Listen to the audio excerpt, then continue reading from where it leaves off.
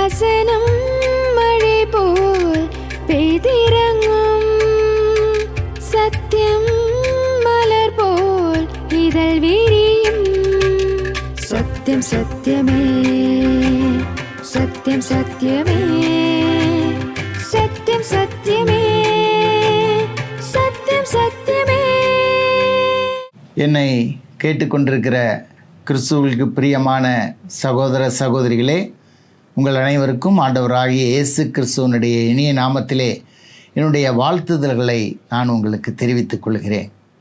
ஆண்டவராகிய இயேசு கிறிஸ்துவனுடைய உயிர்த்தெழுதலை கொண்டாடக்கூடிய ஒரு தினமாக இந்த ஒரு நாளை உலகமெங்கும் உள்ள கிறிஸ்தவர்கள் மிகவும் சிறப்பாக ஈஸ்டர் தினம் என்று அவர்கள் கொண்டாடி கொண்டிருக்கிறார்கள். சரி, இந்த ஈஸ்டர் தினம் அதனுடைய சிறப்பு என்ன என்பதை நாம் இப்பொழுது இங்கே நாம் பார்க்கலாம். ஆண்டவராகிய இயேசு கிறிஸ்து இந்த பூமியிலே மனித அவதாரம் எடுத்து வந்தார். உங்களுடைய என்னுடைய பாவத்தை மன்னிப்பதற்காக அவர் இந்த பூமியிலே கன்னியினுடைய வயிற்றில் பிறந்து இந்த பூமியிலே அவர் வாழ்ந்து உங்களுடைய என்னுடைய பாவத்தை மன்னிப்பதற்காக புனித வெள்ளி என்று சொல்லப்பட்ட ஒரு வெள்ளிக்கிழமை அன்று தன்னை ஜீவ பலியாக சிலுவையிலே அவர் ஒப்பு கொடுத்தார்.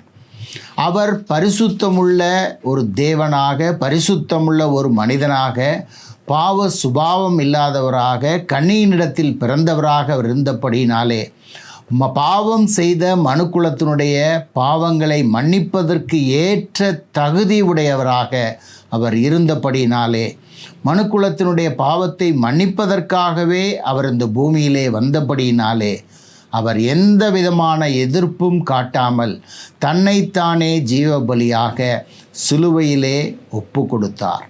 அவர் சிலுவையில் அடைந்த அந்த மரணத்தினாலே, சிலுவையிலே அவர் சிந்தின அந்த இரத்தத்தினாலே உங்களுக்கும் எனக்கும் பாவ மன்னிப்பு உண்டாக்கப்பட்டிருக்கிறது. அதைத்தான் 2 தினங்களுக்கு முன்பாக இந்த உலகத்தில் உள்ள எல்லா கிறிஸ்தவர்களும் புனித வெள்ளி அல்லது நல்ல வெள்ளி என்று அவர்கள் கொண்டாடினார்கள். குறிப்பாக ஒரு மனிதனுடைய மரணம் என்பது நல்ல நாள் என்று மக்களால் சொல்லப்படாது. ஆனால் ஆண்டவராகிய இயேசு கிறிஸ்துவினுடைய மரணமோ இந்த மனுக்குலத்தில் உள்ள எல்லா மக்களுக்கும் அது ஒரு நல்ல நாளாக அமைந்திருக்கிறது. காரணம் என்னவென்றால் அவர்கள் தங்களுடைய பாவத்திலிருந்து மீட்கப்படுவதற்கு, மன்னிக்கப்படுவதற்கு ஏற்ற ஒரு கிரியையை தேவன் சிலுவையிலே அவர் செய்து முடித்தார். தேவனாகிய இயேசு கிறிஸ்துவினுடைய மரணம் மனுக்குலத்திற்கு மன்னிப்பை கொண்டு வருகிறபடினாலே அது ஒரு நல்ல வெள்ளி என்று அழைக்கப்படுகிறது. அவ்விதமாய் மரித்து அடக்கம் பண்ணப்பட்ட ஆண்டவராகிய இயேசு கிறிஸ்துவினுடைய அந்த வாழ்க்கை, அந்த மரணம், அந்த சபக்குழியோடு அது முடிந்து போகவில்லை. அவர் தான் சொன்னதின்படியே 3ஆம் நாள் ஞாயிற்றுக்கிழமை அன்று அவர் மகிமையோடு உயிரோடு எழுந்தார். இந்த உலகத்திலே மரித்து அடக்கம் பண்ணப்பட்ட மக்கள் அநேகர் உண்டு. கோடிக்கணக்கான மக்கள் மரித்து அடக்கம் பண்ணப்பட்டிருக்கிறார்கள். ஆனால் அவர்கள் யாரும் உயிரோடு எழுந்ததில்லை. இன்றைக்கும் ஆண்டவராகிய இயேசு கிறிஸ்து அடக்கம் பண்ணப்பட்ட அந்த கல்லறையானது திறந்ததாக இருக்கிறது. ஏனென்றால் ஆண்டவராகிய இயேசு கிறிஸ்து அங்கே இல்லை. அவர் மரித்தார், அடக்கம் பண்ணப்பட்டார், 3ஆம் நாளிலே மகிமையோடு கூட உயிரோடு எழுந்தார். இந்த பூமியிலே நாம் பார்க்கிற பொழுது அநேக மக்கள் தங்களை கடவுள் என்று சொன்ன மக்கள் உண்டு. அதே போல் ஜனங்கள் அநேகரை இவர்கள் கடவுளை போன்றவர்கள், கடவுள்கள் என்று ஒப்புக்கொண்ட மக்கள் உண்டு. அவர்கள் யாராக இருந்தாலும் சரி, தன்னை கடவுள் என்று சொன்ன மக்களாக இருந்தாலும் சரி, அல்லது ஜனங்களால் கடவுள் என்று போற்றப்பட்ட மக்களாக இருந்தாலும் சரி, அவர்களுடைய வாழ்க்கை எல்லாம் அவர்களுடைய மரணத்தோடு முடிவடைகிறதை நாம் பார்க்க முடியும். மரணத்திற்கு பின்பாக அவர்கள் உயிரோடு எழுந்திருப்பதில்லை. கல்லறையோடு அவருடைய வாழ்க்கை முடிவடைகிறது. ஆனால் உங்களையும் என்னையும் இந்த பாவத்திலிருந்து மீட்கும்படியாக வந்த ஆண்டவராகிய இயேசு கிறிஸ்து தான் சொன்னதின்படியே 3ஆம் நாள் உயிரோடு எழுந்தார். சரீரப்பிரகாரமாக அவர் உயிரோடு எழுந்து தன்னுடைய சீஷர்களுக்கும் மற்றவர்களுக்கும் தான் உயிரோடு இருக்கிறவராக அவர் காண்பித்தார். கிறிஸ்தவம் என்ற இந்த ஒரு கிறிஸ்தவ நம்பிக்கையினுடைய அடிப்படை எங்கே இருக்கிறது என்று நாம் கேட்போமே, ஆனால் அது ஆண்டவராகிய இயேசு கிறிஸ்துடைய உயிர்த்தெழுதலில் இருக்கிறது. இயேசு கிறிஸ்து இந்த பூமியிலே வாழ்ந்த பொழுது உங்களுக்காக என்னுடைய ஜீவனை கொடுக்கும்படியாக இந்த பூமியிலே வந்தேன் என்று அவர் சொல்லுகிறார். உங்களுடைய பாவத்தினுடைய தண்டனையை என்மேல் ஏற்றுக்கொள்ளும்படியாக இந்த பூமியிலே வந்தேன். சிலுவையில் அடிக்கப்பட வேண்டிய வேளை வந்த பொழுது அவர் ஒருபோதும் தன்னை தப்புவித்துக் கொள்வதற்கு அவர் எந்த முயற்சியும் எடுக்காதவராக சிலுவையிலே தன்னைத்தானே ஜீவ பலியாக அவர் அங்கே ஒப்பு கொடுத்தார். அவர் சிலுவையில் அடைந்த மரணத்தின் மூலமாக அந்த மரணம் மனுக்குலத்திற்கு எதை கொண்டு வருகிறது என்று பார்க்கிற பொழுது உங்களுக்கும் எனக்கும் பாவத்திலிருந்து விடுதலையும் பாவத்திலிருந்து மன்னிப்பையும் அந்த மரணமானது கொண்டு வருகிறது. அவ்விதமாய் மரித்த ஆண்டவராகிய இயேசு கிறிஸ்து இந்த பூமியிலே அவர் உயிரோடு இருக்கும்போது நான் சொன்ன காரியம் என்னவென்றால், நான் உங்களுடைய பாவங்களுக்காக சிலுவையிலே இரத்தம் சிந்தி நான் மரிப்பேன், ஆனாலும் 3ஆம் நாள் நான் மகிமையோடு உயிர்த்தெழுந்து பரலோகத்திற்கு எழும்பி செல்லுவேன் என்று அவர் சொன்னார். அவர் சொன்ன வண்ணமாகவே அவரை அடக்கம் செய்தார்கள். அடக்கம் செய்த 3ஆம் நாளிலே அவர் மகிமையோடு உயிர்த்தெழுந்தார்.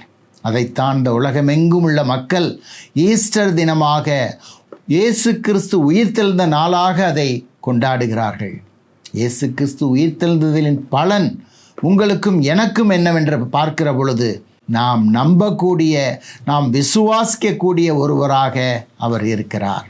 எல்லோருடைய கண்களுக்கு முன்பாக மரித்த இயேசு கிறிஸ்து தான் உயிரோடு இருக்கிறவராக எல்லோருக்கும் அவர் காட்சியளித்தார். இறுதியாக அவர், நான் பரலோகத்துக்கு செல்லுகிறேன், என்னுடைய மரணத்தை ஏற்றுக்கொள்ளக்கூடியவர்கள், என்னுடைய மரணத்தின் காரணமாக பாவ மன்னிப்பை பெற்றுக்கொள்கிறவர்கள் நிச்சயமாக என்னிடத்தில் வருவார்கள் என்று அவர் சொல்லி சென்றிருக்கிறார். இந்த பூமியிலே நானும் நீங்களும் ஆதாமனுடைய பிறப்பாக இருக்கிறபடியினாலே பாவம் செய்தவர்களாக இருக்கிறோம். அந்த பாவத்திலிருந்து விடுதலை அல்லது மன்னிப்பு நமக்கு வேண்டுமென்றால் ஆண்டவராகிய இயேசு கிறிஸ்துவினுடைய அந்த சிலுவை மரணத்தையும் அவருடைய மகிமையான உயிர்த்தெழுதலையும் நாம் ஏற்றுக்கொள்ளுகிற போது மாத்திரமே இந்த நரகாக்கினையிலிருந்து நாம் மீட்கப்பட்டு தேவனுடைய சன்னிதானத்திலே நாம் அங்கே செல்ல முடியும். அதை விளக்குவதாகத்தான் ஆண்டவராகிய இயேசு கிறிஸ்துவினுடைய உயிர்த்தெழுதல் இருக்கிறது. அவர் உயிர்த்தெழுந்ததற்கு பின்பாக அநேகருக்கு அவர் காட்சி கொடுக்கிறார். அப்பொழுது தோமா என்ற ஒரு சீஷன் மாத்திரம் ஆண்டவராகிய இயேசு கிறிஸ்துவை காணவில்லை. அந்த சீஷன் சொல்லுகிறார், இந்த இயேசு கிறிஸ்து உயிரோடு எழுந்தார் என்பதை நான் கண்ணால் கண்டு அவரை தொட்டு பார்த்தால் ஒழிய நான் அதை நம்ப மாட்டேன் என்று சொல்லுகிற பொழுது ஆண்டவராகிய இயேசு கிறிஸ்து அந்த சீஷனுக்கு முன்பாக வந்து, தோமாவே, நீ சந்தேக பிராணியாக இருக்காதே, நம்பிக்கை உள்ளவனாக விசுவாசம் உள்ளவனாக இரு என்று சொல்லி தன்னை உயிரோடு இருக்கிறவராக அந்த தோமாவுக்கு காண்பித்தார். இறுதியாக எல்லா மக்களுக்கும் அவர் காட்சி அளித்ததற்கு பின்பாக தான் பரலோகத்திற்கு அவர் அங்கே ஏறி சென்றிருக்கிறார். பரலோகத்திலே அங்கே இருந்து யாரெல்லாம் இந்த பூமியிலே மனித அவதாரம் எடுத்து வந்து சிலுவையிலே தன்னை ஒப்பு கொடுத்த அந்த ஆண்டவராகிய இயேசு கிறிஸ்துவினுடைய மரணம், அவர் மரண ஆக்கினைக்குள்ளாக ஏற்றுக்கொண்ட தண்டனை என்பது என்னுடைய பாவத்திற்கான தண்டனையை தவிர அது இயேசு கிறிஸ்துவினுடைய பாவத்தினால் உண்டானது அல்ல என்பதை எந்த ஒரு மனுஷன் ஏற்றுக்கொள்ளுகிறானோ, நம்புகிறானோ, விசுவாசிக்கிறானோ அவனுக்கு ஆண்டவராகிய இயேசு கிறிஸ்து அக்கினியும் கந்தமும் எரியக்கூடிய கடலிலிருந்து விடுதலையை கொடுத்து தான் இருக்கக்கூடிய அந்த மோட்ச லோகத்திற்கு அவனை அவர் அங்கே கொண்டு செல்லக்கூடியவராக இருக்கிறார். ஆண்டவராகிய இயேசு கிறிஸ்து உயிர்த்தெழுதல் மரணம் எவ்வளவு முக்கியமோ அதே போல் ஆண்டவராகிய இயேசு கிறிஸ்துவினுடைய உயிர்த்தெழுதல் அதைவிட மிகவும் முக்கியமான ஒன்றாக இருக்கிறது. ஏனென்றால் இந்த உலகத்தில் அநேக மகான்கள், கடவுள் என்று சொன்னவர்கள் எல்லாம் அவருடைய வாழ்க்கை, அவருடைய சரித்திரம், அவருடைய மரணத்தோடு அடக்கத்தோடு கல்லறையோடு அது முடிந்து போய்விட்டது.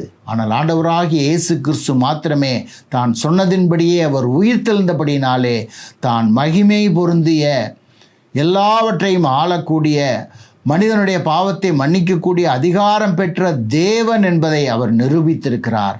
இந்த பூமியிலே அவர் மனிதனாக வந்து மரித்ததினாலே மனுக்குலத்திற்கு பாவ மன்னிப்பையும், அவர் உயிரோடு எழுந்ததினாலே அந்த மனிதனுக்கு பரலோக ராஜ்யத்தினுடைய பாக்கியத்தையும் அவர் கொண்டு வந்திருக்கிறார். அதை நாம் நினைவு கூறும்படியாகத்தான் இந்த ஈஸ்டர் என்ற திருநாள் அங்கே உலகமெங்கும் உள்ள கிறிஸ்தவர்களால் கொண்டாடப்படுகிறது. நீங்களும் நானும் அறிந்து கொள்ள வேண்டிய காரியம், இந்த பூமியிலே பாவ மன்னிப்பை பெற்றுக்கொள்வதற்கு, நரகாக்கினையிலிருந்து தப்புவிப்பதற்கு, பரலோக ராஜ்யத்தின் பாக்கியத்திற்கூடாக மரணத்திற்கு பின்பாக செல்வதற்கு ஒரே ஒரு நாமம் மாத்திரமே கொடுக்கப்பட்டிருக்கிறது. அது ஆண்டவராகிய இயேசு கிறிஸ்துவுடைய நாமம். இந்த ஒரு மனுஷன், இந்த ஒரு மனுஷி தான் பாவி என்பதை ஒத்துக்கொண்டு, எனக்காக என்னுடைய ஆண்டவராகிய இயேசு கிறிஸ்து சிலுவையிலே என்னுடைய பாவத்திற்குரிய தண்டனையை தன்மேல் ஏற்றுக்கொண்டார் என்று விசுவாசிக்கிறார்களோ அவர்களுக்கு பாவ மன்னிப்பை அவர் தருகிறார்.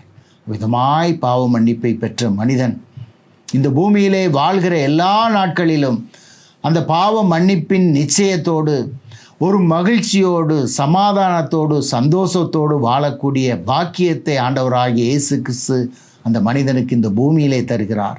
அது மாத்திரமல்ல, அவர் மகிமையோடு உயிர்த்தெழுந்து பரலோக ராஜ்யத்திற்கு சென்றிருக்கிறபடினாலே அவர் மூலமாய் பாவ மன்னிப்பை பெற்றுக்கொண்ட எல்லோரும் நிச்சயமாக அந்த பரலோக ராஜ்யத்திலே தேவனிடத்தில் மகிழ்ச்சியும் சந்தோஷமான அந்த இடத்திற்கு அவர்கள் செல்வார்கள் என்பதில் எந்த விதமான சந்தேகமும் இல்லை. ஏனென்றால் நான் வைத்திருக்கிற பைபிள் அவ்விதமாக அந்த சத்தியத்தை அது சொல்லுகிறது.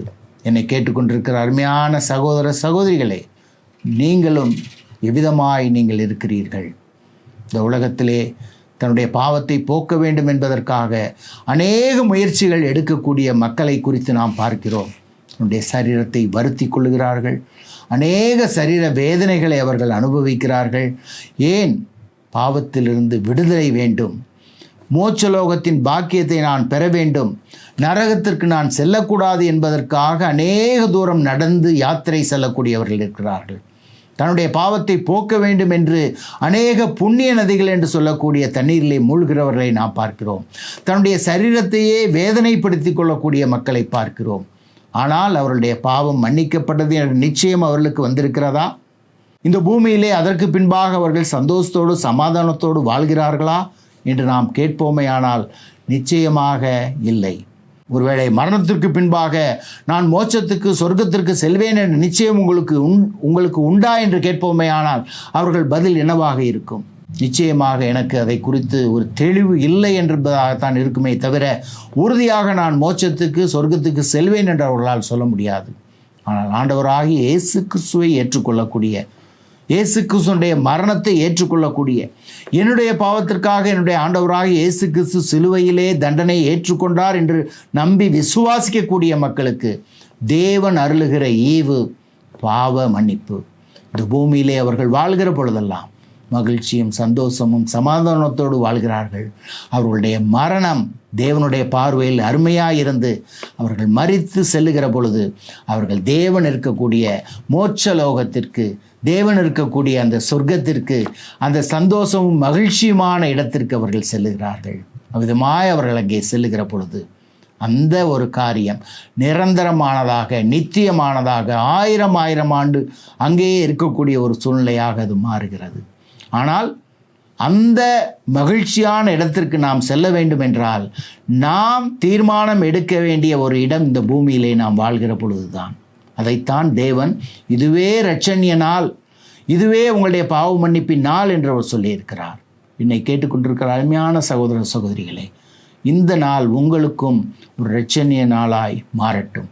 ஆண்டவராகிய இயேசு கிறிஸ்துவினுடைய அந்த பலி மரணத்தை, அந்த பாவ நிவாரண மரணத்தை நாம் ஏற்றுக்கொள்ளுகிற பொழுது பூமியிலே சமாதானமும், அதே போல் நம்முடைய மரணத்திற்கு பின்பாக தேவனிடத்தில் இருக்கக்கூடிய ஒரு மகிழ்ச்சியான காரியம் நமக்கு கிடைக்கிறது. ஆகவே நீங்களும் கூட இதை குறித்து சிந்தித்து பார்க்கும்படியாக உங்களை அன்போடு நான் கேட்டுக்கொள்கிறேன். இதை நீங்கள் சிந்தித்து பார்த்து இயேசு கிறிஸ்துவை உங்களுடைய வாழ்க்கையில் நீங்கள் சொந்த இரட்சகராக ஏற்றுக்கொள்ளுகிற பொழுது பரலோக ராஜ்யத்தின் பிள்ளைகளாய் நீங்கள் மாறுகிறீர்கள். இந்த பூமியிலும் மகிழ்ச்சியும் சந்தோஷமும், மரணத்திற்கு பின்பாக நித்தியமாக நிரந்தரமாக 1000 ஆண்டுகள் மகிழ்ச்சியும் சந்தோஷம் நமக்குள் நிலைத்திருக்கும். ஸோ இந்த சந்தோஷத்தையும் மகிழ்ச்சியையும் நீங்கள் பெற்றுக்கொள்ளும்படியாக உங்களுக்காக நான் பிரார்த்திக்கிறேன். நீங்கள் இந்த மகிழ்ச்சியும் சந்தோஷத்தையும் பெற்றுக்கொள்ள வேண்டும் என்று நான் விரும்புகிறேன். தேவன் தாமே இந்த வார்த்தைகளையும் உங்களையும் அவர் ஆசீர்வதிப்பாராக. ஆமேன். சத்யம் சத்யமே, சத்யம் சத்யம்.